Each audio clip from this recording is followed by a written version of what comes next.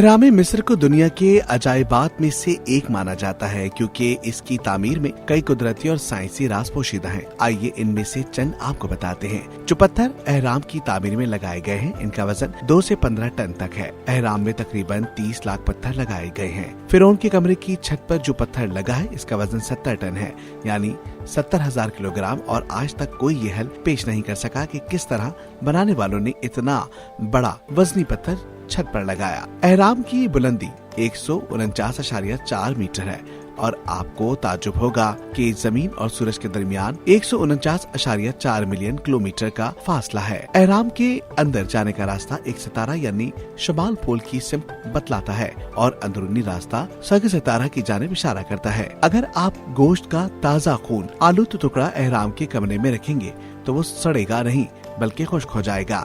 ये राज आज तक राज ही है। ताज्जुब की बात है और राज है कि तीनों एहरामों से जो लकीर गुजरती है वो बहरे ओकियानूस में वाक़े बरमुदा ट्रायंगल और बहरुल काहिल में वाक़े फॉर्मोसा ट्रायंगल को आपस में मिलाती है। ये दोनों जगहें अपनी अजीब खुसूसियात की वजह से बहुत मशहूर हैं।